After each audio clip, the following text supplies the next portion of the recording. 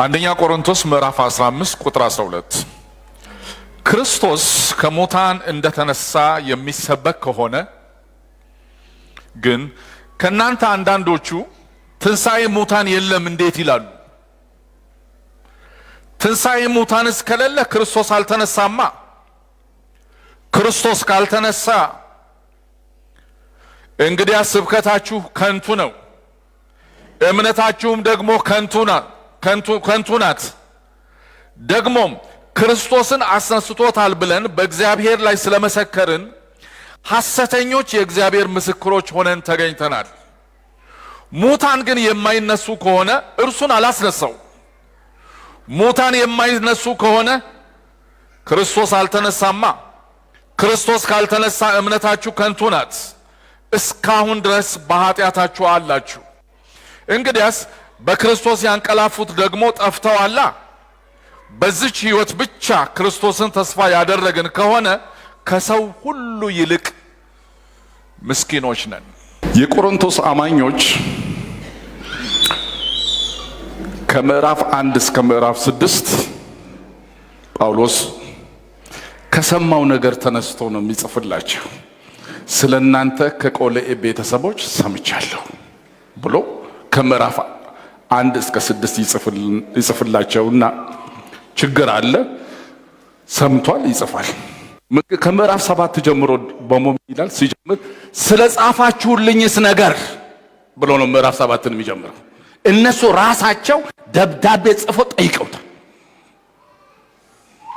ስለ ጻፋችሁልኝስ ነገር ከምዕራፍ 7 እስከ 16 የተጻፈው እነሱ ከጻፉት ጥያቄ ተነስቶ ነው መልስ የሚሰጠው።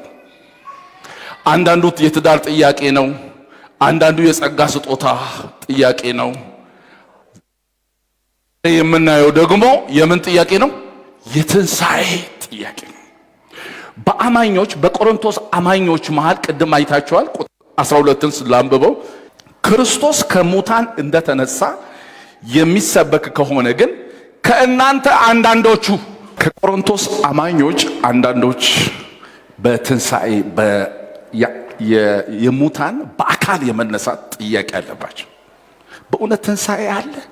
ከሞትን ከበሰበስን አፈር ከሆንን በኋላ ተነስተን ደግሞ ትንሣኤ የሚባል ነገር አለ? አንዳንዶች፣ ሁሉ አይደለም፣ አንዳንዶች ከአማኞች ውስጥ አንዳንዶች ትንሣኤ አለ፣ ባክ ይሄን ጉዳይ ቁርጥ አድርጎ ይንገረን ጳውሎስ። ጠይቅ፣ ጥያቄ ውስጥ ይግባ። ትንሣኤ አለ የሚባለው ነገር አለ የለም? እስቲ ጠይቁት። በጣም በትንሣኤ ትምህርት ውስጥ ምዕራፍ 15 የትንሣኤ ምዕራፍ ይባላል። በጣም ለዚህ ረጅም የሆነ 58 ቁጥር ያለው ምዕራፍ ለዚህ ጥያቄ ነው ያስቀመጠው።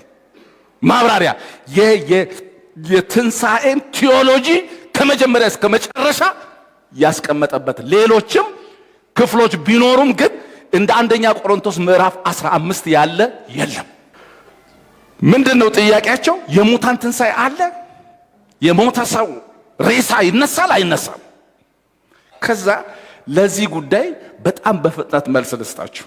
ጳውሎስ 7 መልስ ይሰጣል። ቅድም ባነበብነው ክፍል አንደኛ ክርስቆይ እናንተ ሙታን ትንሣኤ አለ የለም ብላችሁ እዛ የምትጠይቁት፣ አሁ የሙታን ትንሣኤ ከሌለ እኮ ክርስቶስ አልተነሳም ነው። ምን ማለት ነው? የእናንተ ከሞት የኔ ከሞት የመነሳት ጉዳይ ከማሞት መነሳት ጋር የተያያዘ ነው። ከኢየሱስ የኔ ትንሣኤ ከኢየሱስ ክርስቶስ ጋር ነው ተያያዥነቱ። ኢየሱስ ካልተነሳ ነው እኔም አልነሳው። እኔ አልነሳም ማለት ምን ማለት ነው? ክርስቶስ አልተነሳም ማለት ነው። እናንተ ካልተነሳችሁ ኢየሱስ ክርስቶስ ከሙታን ከተነሳ ያንን መሞቱንና መነሳቱን ደግሞ ካመናችሁ ምን ይሆናል ማለት ነው? እናንተም ትነሳላችሁ ማለት ነው። ክርስቶስ ልክ እንደ ሰንሰለት ነው የሚያወርደው። እናንተ አትነሱም? አዎ፣ እናንተም አትነሱ ከሆነ ክርስቶስ አልተነሳማ። ቀጥሎ የሚወደው ከክርስቶስ ቀጥሎ የሚያመጣው ትኩረታችሁን እኔ ጋር በጣም አጭር ጊዜ ነው የሚወስደው። ክርስቶስ አልተነሳማ ይልና ሁለተኛ ዝሙ ክርስቶስ ካልተነሳ እንግዲያስ ስብከታችን ከንቱ ነው። እናንተ ጋር ሰብክ ያለው ክርስቶስ እንደተነሳ ሰብክ ያለው እሱን በማመን ደግሞ ስብከቱን ሲናገር ምዕራፍ 1 ላይ ምዕራፍ 15 ቁጥር 1 ላይ አንብብላችሁ ወንድሞች ሆይ ምን እንደተሰበከ ረስታችሁ ነው እንዴ? ተመልከቱ። የሰበክኑላችሁን ደግሞም የተቀበላችሁትን በእርሱም ደግሞ የቆማችሁበትን በእርሱም ደግሞ የምትድኑበትን ወንጌል ምንድነው የሰበኩት? ምንድነው የተቀበላችሁት? ምንድነው ያመናችሁበት? ምንድነው የቆማችሁበት? በምንድነው የዳናችሁት? የዳናችሁበትን ወንጌል አሳስባችኋለሁ። ወንጌል ማለት እኮ ተመልከቱ፣ በከንቱ ካላመናችሁ በቀር አይገርማችሁ? የትንሣኤ ጥያቄ ታነሳላችሁ። የቆማችሁት በምንድን ነው? ያመናችሁት ምንድን ነው? የተሰበከው ምንድን ነው? የተቀበላችሁት ምንድን ነው? የዳናችሁበትስ በምንድን ነውና ነው አሁን ተነስታችሁ ትንሣኤ እውነት ሐዋርያው አለ የለም እስቲ ለኛ ይሄን ጉዳይ ግልጽ አድርግ የምትሉት ምን አምናችሁ ነው አማኝ የሆናችሁት? እምነታችሁ ምንድነው? የቆማችሁት ምንድነው? የተቀበላችሁት ምንድነው? ድኛለሁ የምትሉት ምን አምናችሁ ነው? ይልና ቁጥር 4ን ተመልከቱ። እንዲህ ይላል መጽሐፍ እንደሚል ከቁጥር 3 ልጀምር። እኔ ደግሞ የተቀበልኩትን ከሁሉ በፊት አሳልፌ ሰጠኋችሁ እንዲህ ብዬ መጽሐፍ እንደሚል ክርስቶስ ስለ ኃጢአታችን ሞተ ተቀበረ። መጽሐፍ እንደሚል የሱ ትንሣኤ ጉዳይ እኔ የፈጠርኩት ነገር አይደለም። በቅዱሳት መጽሐፍት የተረጋገጠ መጽሐፍት እንደሚል በሶስተኛው ቀን ተነሳ። መጽሐፍ እንደሚል ሞተ። መጽሐፍ እንደሚል ተቀበረ። መጽሐፍ እንደሚል በሶስተኛው ቀን ከሙታን ይሄን አይደለም ወይ እኔ ለእናንተ የሰበኩት? በዚህ አይደለም ወይ የዳናችሁት? ይልና እንደው የሚገርመው ነገር የትንሣኤውን ምስክሮች ይኸውላችሁ በጣም ደስ የሚለኝ ቁጥር 5 ለኬፋ ታየ፣ በኋላ ለ12ቱ፣ ከዚያም በኋላ ከ500 ለሚበዙ ወንድሞች በአንድ ጊዜ ታየ። አይገርማችሁ? ምን እንደሰበክን ምን እንደተነገ የአይን ምስክር እኮ ያለው ነው። አይን ምስክርም 2 ወይም 3 ቢመሰክር ይበቃል። ይሄ ስንት ነው? በአንድ ጊዜ 500 ሰው በአይን አይተዋል።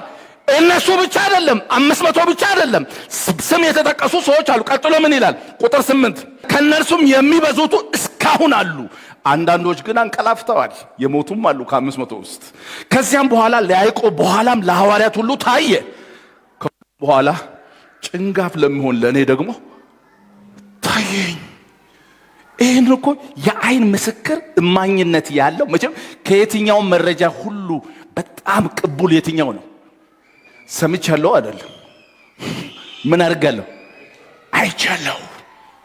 አይቻለሁ። ስንት ሰው ነው? 10 ይሞላል? ኧረ 500 ያውም አንድ ላይ ደግሞ ሐዋርያት በሙሉ ቤት ውስጥ እያለሁ ከች ብሎ ሰላም ለእናንተ ይሁን ብሏል። ያን ቀን ማን አልነበረም? ጴጥሮስ አልነበር፣ የት እንደሄደ አይታወቅ። መጣ ቶማስ አልነበረም። ቶማስ መጣና ምንድነው የምታወሩት አለ። መጥቷል ማ ታስቃላችሁ። እኔ አሁን ይሄ ሐዋርያቱ ራሳቸው ትንሣኤ ለመቀበል በጣም አሁን የሞተው ተነስቷል ነው የምትሉት? አዎ ብዙ ነገር አምናችኋለሁ፣ ግን ይሄን ይቅርታ አድርጉልኝ። ይሄው እቺን ጣቴን በሱ ቁስል ከትቼ በችንካሩ ላይ በጎኑ ውግ ላይ ከትቼ ካልሆነ በስተቀር ይቅርታ አድርጉልኝ ምናምን ከቻለ አሁን እናንተ ለይሁዳ ትመጣላችሁ? በእውነት ለይሁዳ መጥቶ ካላየው ብለሃል ቼክ አድርገን ተነስቻለሁ። ስሙ ይባረክ። ስብከታችን ከንቱ አይደለም። ኢየሱስ ተነስቷል የሚለው ስብከት ከንቱ ነው። ኢየሱስ ካልተነሳ ከንቱ ነው፣ ውሸት ነው። ሶስተኛውን ላሳያችሁ።